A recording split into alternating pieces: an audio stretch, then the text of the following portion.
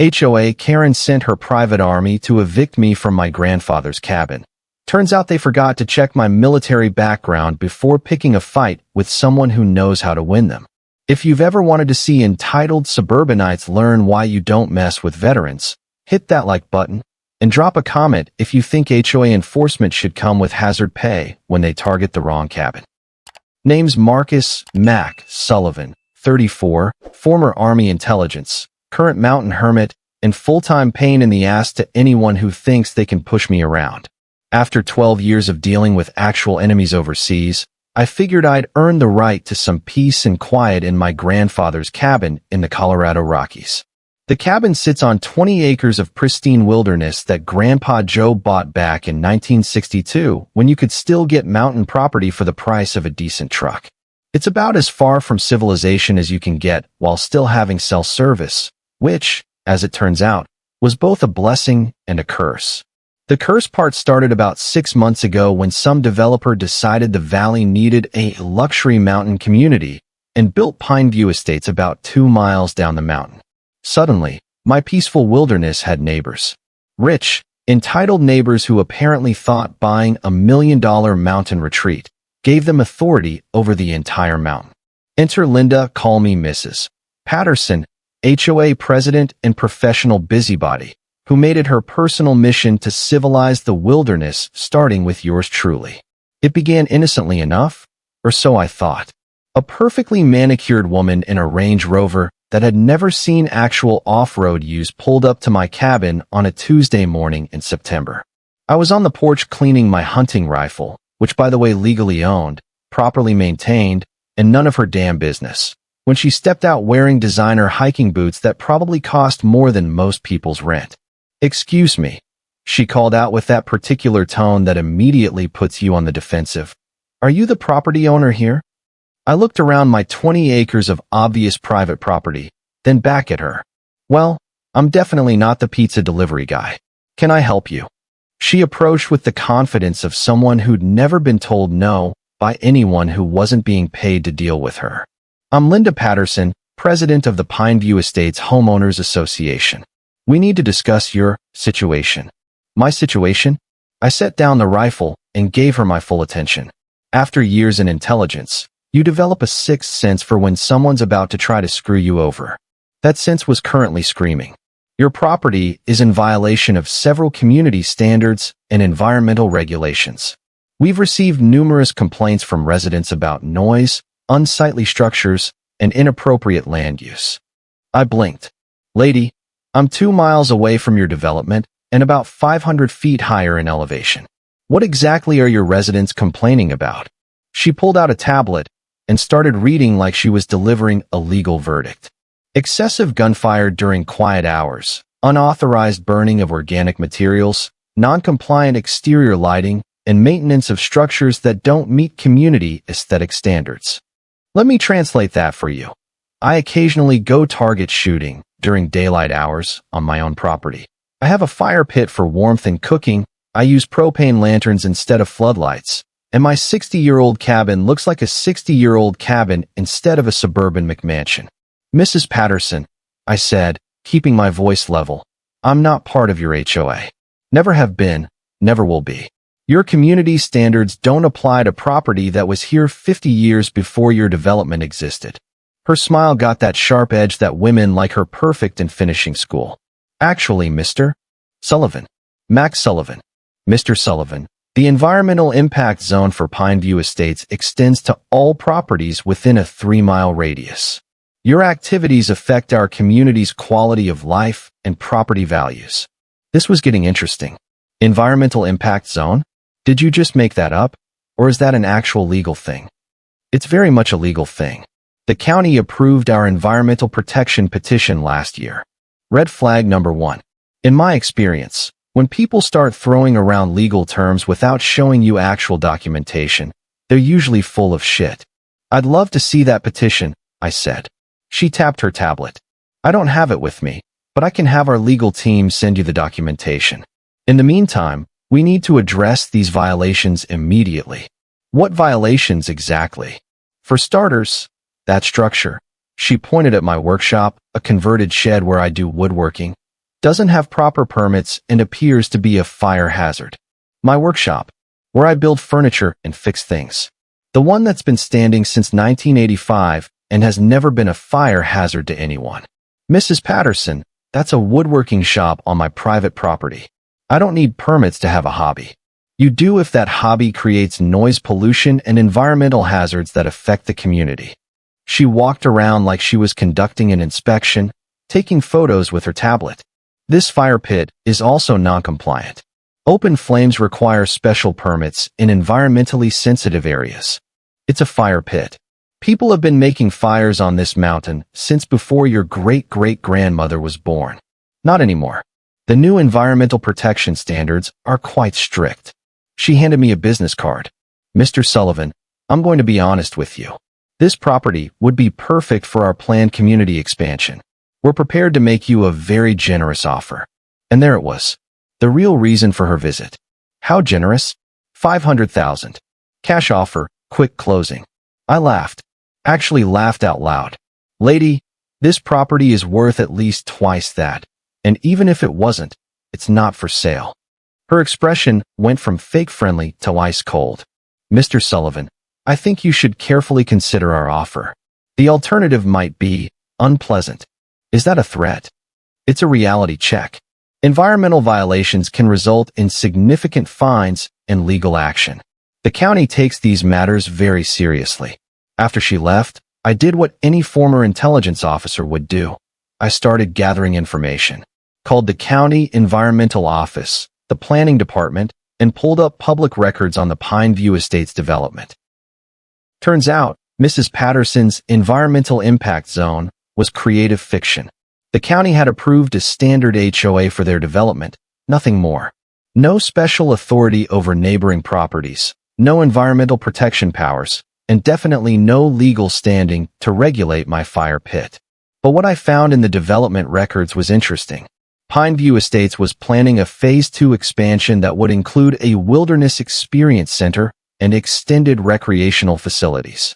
The proposed location for Phase 2? The valley where my cabin sits, specifically described as currently undeveloped forest land suitable for acquisition. They weren't trying to regulate me out of environmental concern. They were trying to pressure me into selling so they could expand their suburban paradise into actual wilderness. Game on, Mrs. Patterson. Over the next few weeks, Mrs. Patterson's environmental impact zone became very active indeed. It started small, official-looking letters about potential violations that required immediate remediation. Then came the surprise inspections. The first inspector showed up on a Thursday morning while I was splitting firewood. Young guy, nervous energy, clipboard full of forms that looked important but probably weren't. Mr. Sullivan? I'm here about the noise complaint. I stopped swinging the maul. Noise complaint. We received reports of excessive noise from this property during restricted hours. What restricted hours? And excessive noise from what? He consulted his clipboard like it held the secrets of the universe.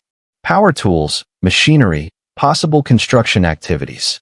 The complaint was filed at 7:30 a.m. yesterday. I pointed to the woodpile. You mean splitting firewood? With an axe? At 7:30 in the morning? Is that not allowed? This kid clearly had no idea why he was here. Someone had sent him on a fishing expedition, hoping he'd find something to justify their harassment campaign. Son, let me save you some time. There's no county ordinance against splitting wood on your own property during daylight hours. Whoever sent you out here didn't do their homework. He looked relieved. Oh, okay. Do I need to file a report? Tell you what. You can report that I was cutting firewood to heat my home, which is legal, normal, and none of your boss's business. The environmental inspector who showed up the following week was less clueless and more determined to find problems. She spent 2 hours examining my fire pit, workshop, and the small solar panel setup I'd installed to run my electronics. These solar panels, she said, making notes. Were they installed with proper permits? They're portable panels on a wooden frame. You don't need permits for portable equipment. They could be considered a permanent installation if they're not moved regularly. I unplugged one panel and moved it 3 feet. There. Moved. Still portable. She wasn't amused. Mr. Sullivan, The Pineview Estates community has raised concerns about the visual impact of your installations. They're visible from the hiking trails and affect the natural aesthetic of the area. Which hiking trails? The ones that cross my private property without permission. That got her attention. Are there unauthorized trails on your land? Mrs. Inspector, the only trail that crosses my property is one that's been here since the 1960s. But suddenly, your friends at Pineview Estates have been using it to access what they call community recreation areas that happen to be on my land. I pulled out my phone and showed her photos I'd taken of fresh footprints, energy bar wrappers, and a few enterprising hikers who'd set up camp near my pond. These people aren't just hiking through. They're treating my property like their personal wilderness park. She studied the photos, then looked around with new eyes. Mr. Sullivan, if people are camping on your land without permission, that's trespassing. You should report it. I've been thinking about that. But it's interesting how the HOA complains about my activities affecting their community, while their community members are literally trespassing on my land. The inspector finished her report and left, but not before mentioning that unauthorized camping on private land was indeed a violation, just not one I was committing. Score 1 for the mountain hermit. But Mrs. Patterson wasn't giving up. The next escalation came in the form of a certified letter from Pineview Community Enforcement Services. Apparently, the HOA had hired private security to enforce their imaginary environmental regulations.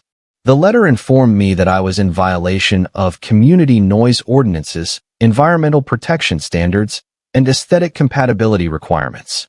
I had 48 hours to remediate all violations or face progressive enforcement measures. Progressive enforcement measures. That sounded ominous. I called my old Army buddy Jake, who'd gone into private security after his discharge. Mac, what the hell did you do to piss off these people? Existed. On my own property, while refusing to sell it to them. And now they've hired private enforcement? Apparently. Ever heard of Pineview Community Enforcement Services? Nope. But private HOA enforcement is usually just glorified mall security with better uniforms. All bark, no legal bite. What if they try to get bite? Jake laughed. Brother, you're a former intel officer living on 20 acres of mountain wilderness. If some suburban security guards want to play enforcement games with you, that's their funeral. 2 days later, I found out what progressive enforcement measures meant. I was inside working on a furniture project when Rex, my German Shepherd mix, started barking like the apocalypse was coming. Looking out the window, I saw 3 men in tactical gear walking up my driveway like they owned the place. Not walking. Marching. In formation. These weren't mall security guards. These were wannabe operators playing dress-up soldier on my property. I grabbed my binoculars and watched them from the workshop window. Lead man was talking into a radio, probably coordinating with someone. The other 2 were carrying what looked like tasers and zip-tie restraints. They weren't here for a friendly chat. Time to see what 12 years of Army training was worth against 3 guys who probably learned their tactics from YouTube videos. I slipped out the back of the workshop and circled around to get a better view. Years of moving quietly through hostile territory pays off when you need to conduct surveillance on your own property. The lead man was setting up what looked like a command post near my fire pit. The other 2 were photographing everything: my cabin, workshop, vehicles, even my woodpile. This wasn't enforcement. This was reconnaissance for something bigger. One of them tried my cabin door. When it didn't open, he pulled out what looked like lock-picking tools. That's when I decided the observation phase was over. Gentlemen, I called out from behind a stand of pine trees. You seem to be lost. All 3 spun around, hands moving to their equipment. Professional reaction, but sloppy positioning. They'd clustered together instead of taking cover. Mr. Sullivan, the lead man called back. We're here on official business. Please step out where we can see you. Official business from who? Pineview Community Enforcement Services. We have a court order to inspect this property for environmental violations. Let's see that court order. He held up a folder. From my position, I couldn't read it, but I could see it looked official enough. Throw it on the ground and step back. I'll take a look. Sir, we need you to cooperate with our inspection. I need you to prove you have legal authority to be on my property. Throw down the paperwork. The three of them exchanged glances. Radio chatter from the lead man's equipment. Someone was giving them instructions. Then one of them made the mistake that changed everything. He pulled out his taser and started walking toward my position. "Sir, you need to comply with our lawful orders." Lawful orders? From private security guards. On my property. Time to explain the difference between legal authority and expensive costumes. The moment that wannabe operator pointed his taser at me, the situation shifted from harassment to something much more serious. In my 12 years of Army service, I'd learned to recognize the difference between bluster and actual threat. These guys had just crossed that line. "Stop right there," I called out, still concealed in the tree line. "You're on private property without permission, and you just brandished a weapon. That's criminal trespass and assault." "We have legal authority," the lead man started. "No, you don't. And you know what I have? Actual legal authority to defend my property from intruders threatening me with weapons." I pulled out my phone and speed-dialed the county sheriff. "Dispatch? This is Max Sullivan on Cedar Ridge Road. I have 3 armed trespassers on my property claiming to be some kind of enforcement officers. They're carrying tasers and tried to break into my cabin." "Yes, I'll stay on the line." The beautiful thing about living in rural Colorado is that the sheriff's office takes property rights seriously. The dispatcher told me deputies were en route and to avoid confrontation if possible. But the 3 stooges in tactical gear had other ideas. "Mr. Sullivan," the leader called out, "we're going to conduct our inspection with or without your cooperation." They started spreading out, trying to flank my position. Classic pincer movement, except they were doing it like they'd learned from a weekend warrior course instead of actual training. Time for a little practical education. I moved deeper into the woods, using terrain I'd memorized over years of hiking. These guys were following trails and making enough noise to wake the dead. Meanwhile, I was ghost walking through underbrush, positioning myself to observe their next move. They regrouped near my cabin, clearly frustrated. One of them was talking rapidly into his radio, probably explaining to his boss that the simple intimidation visit had gone sideways. That's when I heard vehicles coming up the mountain road. Multiple engines, moving fast. The cavalry had arrived. Unfortunately, it wasn't the sheriff. 2 black SUVs pulled up to my property, disgorging 4 more men in tactical gear. Now I was looking at 7 heavily equipped intruders on my land, and they were setting up what looked like a perimeter. This had escalated from harassment to something approaching a small unit operation. Time to even the odds. I made my way back to the workshop using a route that kept me concealed from their positions. Inside my tool cabinet, behind the woodworking equipment, was my emergency preparedness kit. In rural Colorado, being prepared for wildlife encounters is just common sense. Being prepared for human predators is even better sense.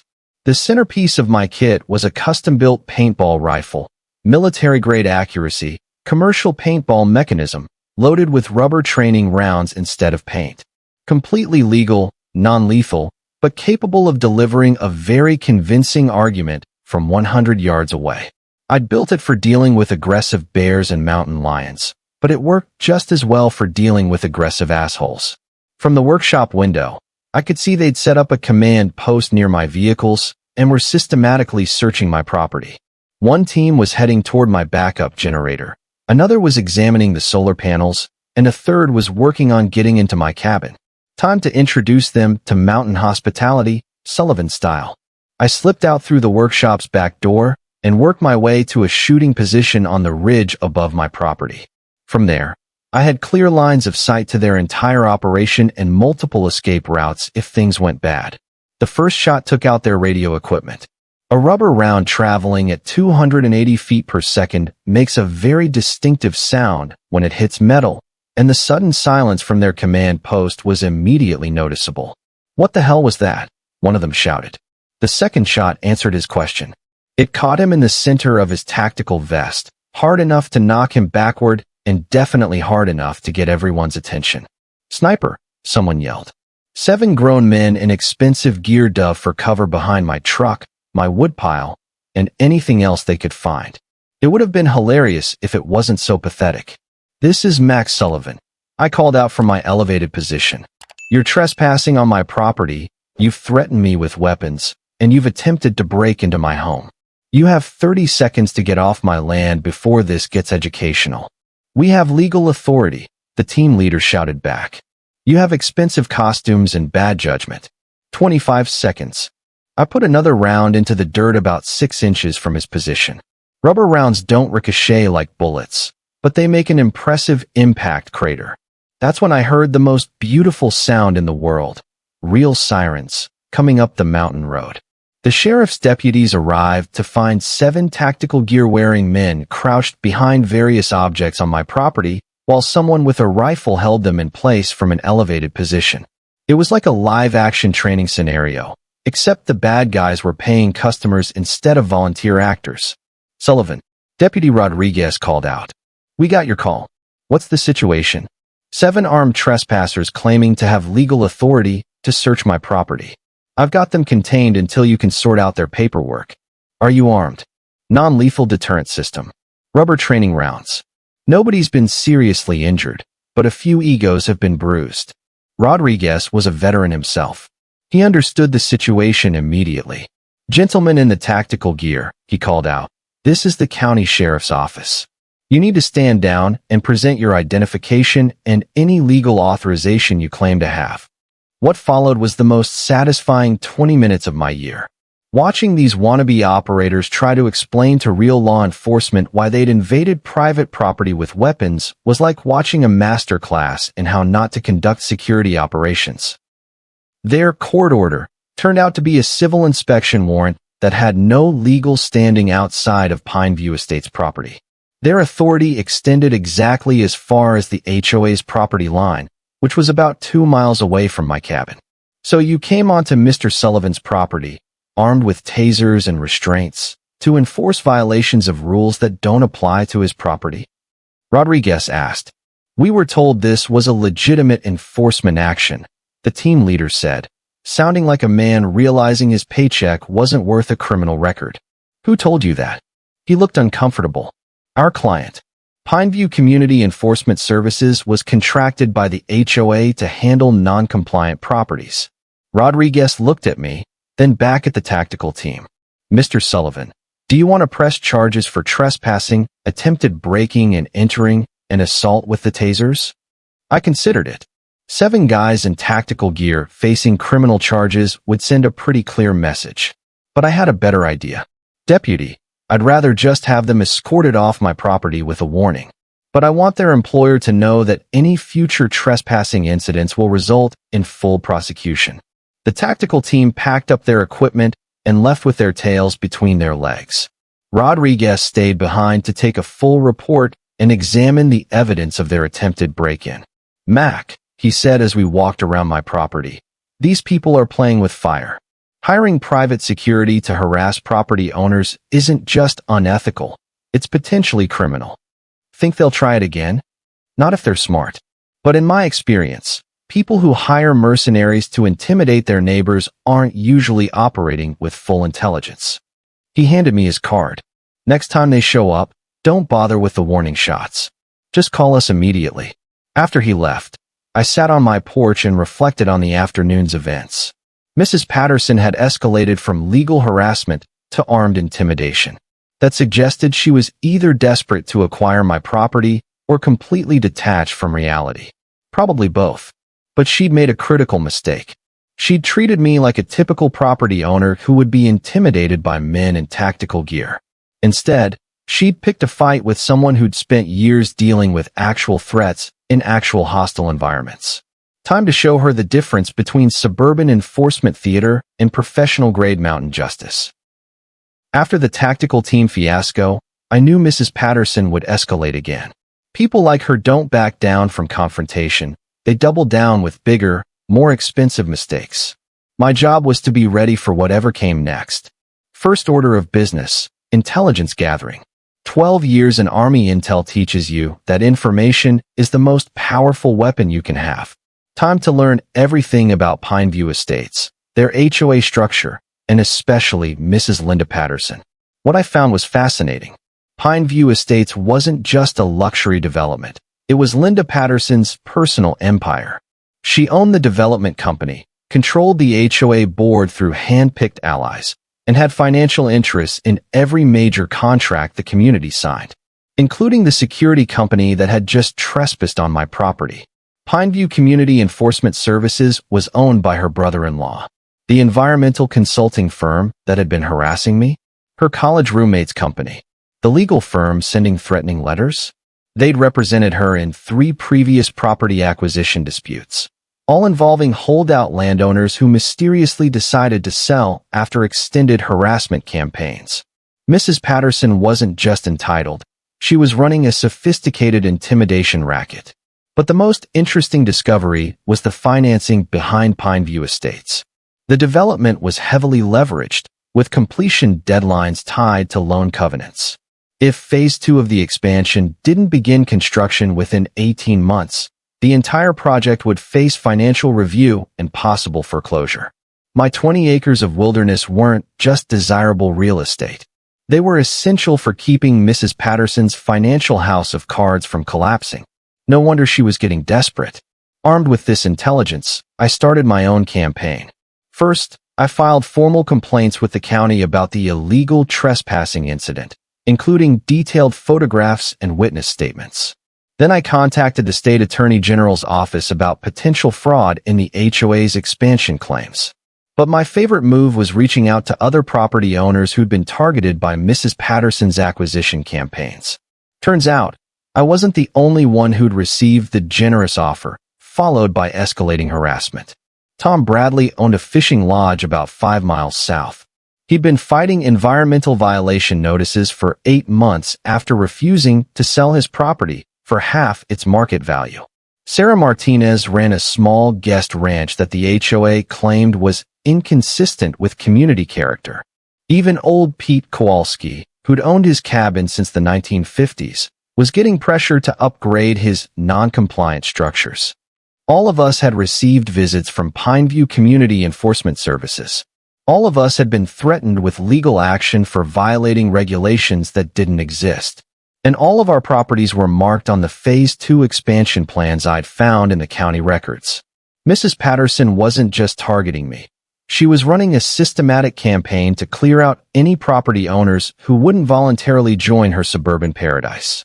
Time to organize some resistance. We met at Tom's lodge on a Saturday evening. 5 property owners who'd been individually fighting the Patterson intimidation machine. Over beers and barbecue, we shared intelligence and planned a coordinated response. The thing is, Sarah said, they're not technically breaking any major laws. Harassment, trespassing, false legal claims, it's all misdemeanor stuff that gets settled with fines and warnings. That's because they're counting on us to fight back individually, I said. Divide and conquer. Pick us off one at a time. Pete, who'd been listening quietly, finally spoke up. What if we didn't fight back individually? What do you mean? I mean, what if we gave Mrs. Patterson exactly what she's been asking for, but all at once, and in a way she can't handle? That's when Pete outlined the most devious plan I'd heard since my intelligence days. Instead of continuing to resist the harassment individually, we'd coordinate our responses. Every violation notice would be appealed through proper legal channels, simultaneously. Every inspection request would be met with demands for proper documentation, simultaneously. Every legal threat would be answered with counterclaims and evidence requests, simultaneously. Flood the system, Tom said, grinning. Bury them in their own bureaucracy. Exactly. And while they're drowning in paperwork, we document everything. Every illegal claim, every false inspection, every trespass incident. Build a federal case for conspiracy, racketeering, and civil rights violations. It was beautiful. Instead of fighting a guerrilla war against their harassment campaign, we'd turn their own system against them. But first, I had to deal with the immediate threat. Because Mrs. Patterson's response to the tactical team failure was exactly what I'd expected, more escalation. It started with the surveillance. Black SUVs parked on the public road near my property, always with at least one occupant watching my cabin through binoculars. Not illegal, but definitely intimidating to anyone who wasn't trained to deal with hostile surveillance. For me, it was just annoying, especially since they were doing it badly.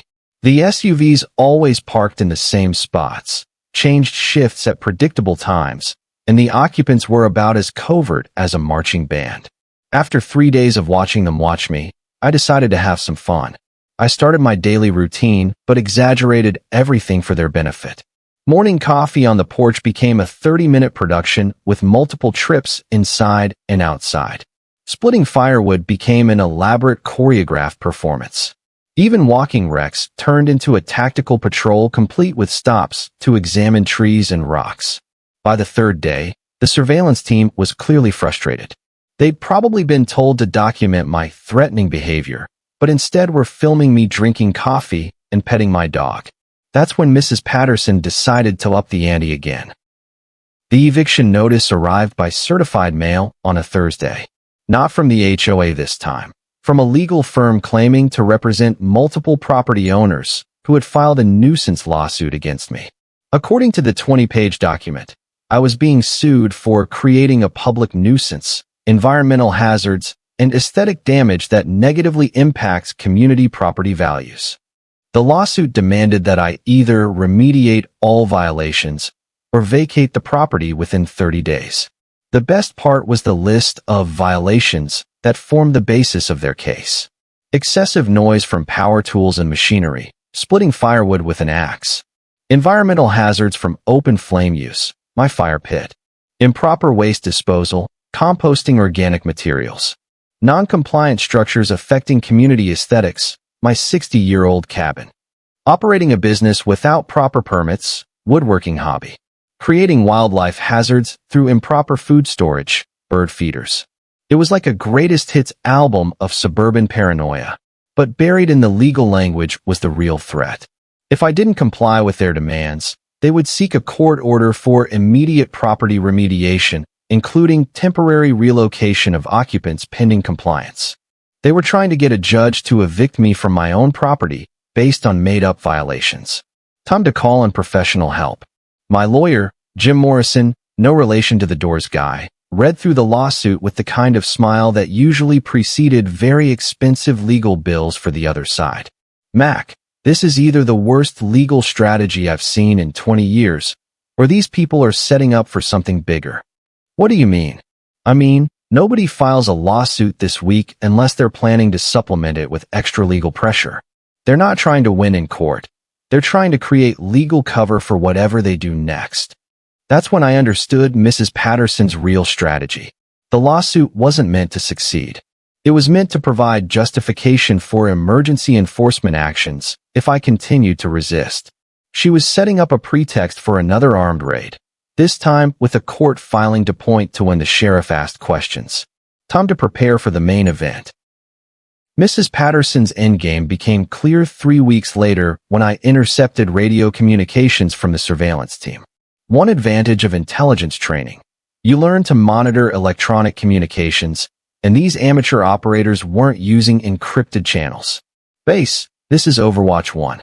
Target appears to be alone. Recommend we initiate Phase 3 tonight. Phase 3. That sounded ominous. Copy, Overwatch 1. Phase 3 is authorized for 0300 hours. Use minimal force, but document any resistance for the court filing. 0300 hours. Military time for 3 a.m. They were planning a pre-dawn raid designed to catch me sleeping and disoriented. These people had watched too many police procedurals and not enough actual tactical operations. Rule 1 of mountain warfare: never attack someone on their own territory unless you know that territory better than they do. I spent the evening preparing my welcome party. First, I repositioned my motion-activated trail cameras to cover every approach to the cabin. Then I set up my defensive position in the workshop, which had clear sight lines to all the likely assault routes and multiple exit strategies. My rubber ball rifle got an upgrade for the occasion. Instead of standard training rounds, I loaded it with pepperball cartridges, like paintballs, but filled with concentrated capsaicin powder. Legal, non-lethal, and guaranteed to make the evening memorable for anyone on the receiving end. At 2:45 a.m., the trail cameras started triggering. 8 men in full tactical gear, approaching from 3 different directions. Professional formation, proper spacing, and enough equipment to invade a small country. Mrs. Patterson had hired herself a real tactical team this time. I activated my emergency beacon, a military-grade device that would bring the sheriff's department, state patrol, and possibly the National Guard if I didn't deactivate it within an hour. Then I settled into my shooting position and waited. The lead element reached my cabin at exactly 0300. They moved like actual operators, using hand signals and coordinated movements. But they still made the same mistake everyone makes when assaulting a prepared position. They assumed I'd be where they expected me to be.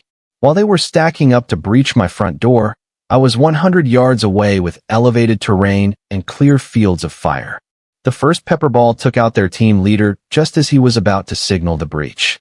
280 feet per second of concentrated capsaicin powder exploding across his face mask was enough to send him to his knees, gasping and clawing at his eyes. Contact. Sniper in the tree line. 8 highly trained tactical operators dove for cover while their leader rolled around on my front porch, discovering what military-grade pepper spray feels like when it's delivered with precision accuracy. The second shot caught the communications specialist as he tried to radio for support. Nothing ruins a tactical operation like losing your comms in the first 30 seconds. Where is he? Northwest of the cabin. In the rocks. Actually, I was northeast of the cabin, in a carefully prepared position with excellent concealment and multiple exit routes. But I wasn't going to correct them. The third and fourth shots came in rapid succession, targeting the 2 operators who were trying to flank my supposed position. Both caught pepperball rounds center mass, filling their tactical gear with enough capsaicin powder to make their entire evening very unpleasant. By now, 4 of their 8-man team were combat ineffective, writhing on the ground and trying to flush pepper spray out of their eyes and throats. Fall back. Fall back. We need Deccan support. The remaining 4 operators began a fighting withdrawal toward their vehicles, dragging their incapacitated teammates and maintaining defensive positions. That's when the cavalry arrived. Sheriff's Department, State Patrol, and an FBI tactical team that happened to be training in the area responded to my emergency beacon. The sound of multiple sirens screaming up the mountain road was like a symphony to my ears. The tactical team found themselves caught between a sniper with pepperballs and a small army of actual law enforcement officers. Surrender was their only option. "This is the county sheriff," came the amplified voice. "Drop your weapons and assume prone positions immediately." Watching 8 men in expensive tactical gear surrender to real police officers while covered in pepper spray residue was the most satisfying moment of my civilian life. The arrests took 3 hours to process. 8 counts of criminal trespassing, attempted breaking and entering, conspiracy, and my personal favorite, impersonating law enforcement officers. Turns out, wearing tactical gear and conducting armed raids without proper authority is frowned upon by actual law enforcement.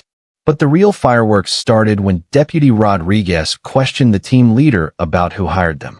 "We were contracted through Pineview Community Enforcement Services for a legal property eviction," he wheezed, still dealing with pepper spray after effects. "Legal eviction ordered by who?" The client said they had court authorization. Rodriguez showed him the lawsuit paperwork. "This is a civil filing, not a court order. There's no eviction authorization here." That's when it clicked for the tactical team. They'd been hired to conduct an illegal raid based on fabricated legal authority. Mrs. Patterson had essentially hired mercenaries to commit felonies on her behalf. The team leader immediately requested a lawyer and started cooperating with investigators. Smart man. When your client lies to you about legal authority for armed operations, you don't go down with that ship. Within 48 hours, the investigation expanded from trespassing to federal charges.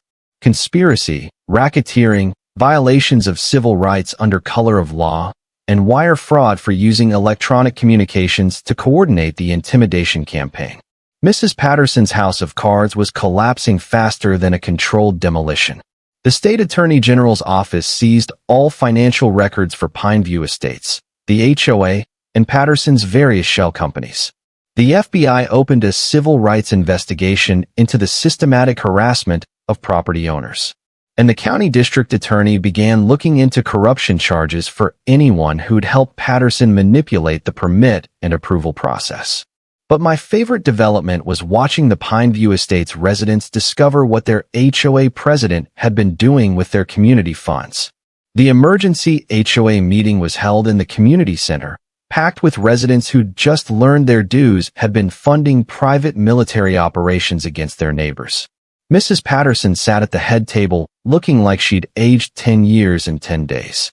"Mrs. Patterson," demanded one resident, "is it true that you spent over $200,000 in HOA funds hiring armed security to harass people who aren't even HOA members?" The board authorized necessary enforcement measures.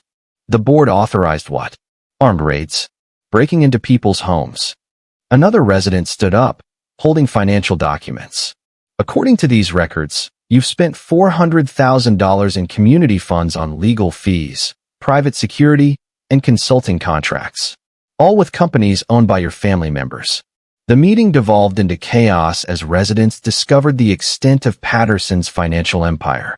She'd been using HOA funds like her personal checking account, funding everything from her harassment campaigns to her brother-in-law's security company. But the most damaging revelation came when someone asked about the Phase 2 expansion plans. "You told us Phase 2 would add community amenities funded by new home sales," one resident said. "But these documents show you plan to use eminent domain and forced acquisitions to seize private property for the expansion." Mrs. Patterson's face went white. The expansion plans were preliminary concepts. Preliminary concepts that included detailed financial projections based on acquiring specific properties at below-market prices through enforcement actions. Game over. The residents realized they'd been unknowing participants in an organized crime operation disguised as community improvement. Mrs. Patterson resigned from the board that night, facing a room full of people who'd trusted her with their money and their community's reputation. The new board's first act was to fire Pineview Community Enforcement Services and cancel all harassment-related contracts. Their second act was to send me a formal apology and an offer to purchase liability insurance to cover any legal costs from their former president's actions. The criminal cases took 18 months to resolve.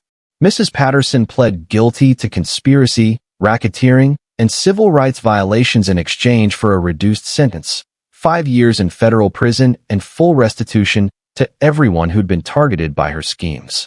The tactical team members got lighter sentences after cooperating with investigators, but their security licenses were permanently revoked. Hard to run a tactical security company when you're prohibited from carrying weapons.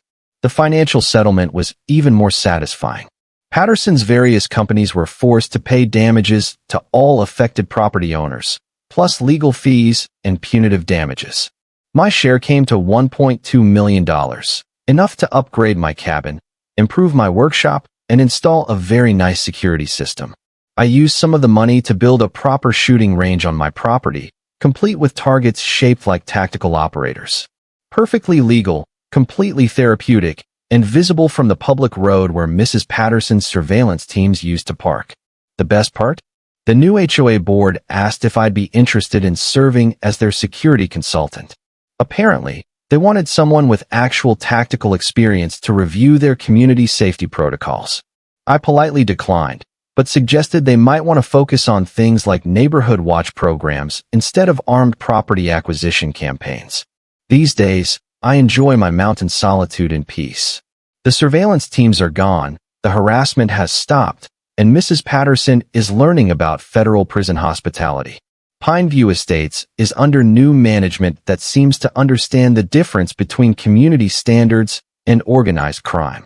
Rex and I still take our morning walks along the same trails, past the same woodpile, around the same fire pit that started this whole mess. But now I have motion sensors, upgraded security cameras, and a very clear legal precedent for how trespassers on my property will be handled. Sometimes, late at night when the mountain air is still, I can hear the sound of suburbanites minding their own business. It's a beautiful sound. And if any other entitled HOA president thinks they can intimidate a former intelligence officer into selling his grandfather's land, well, I've got plenty of pepperballs left, and I know how to use them. The mountain doesn't care about your community standards, your property values, or your Phase 2 expansion plans. The mountain only cares about who belongs here and who doesn't. Mrs. Patterson never belonged here. I always did. And now everyone knows the difference. Thank you for being with us. Please share in the comments where you are watching from and whether you liked everything, and see you next time.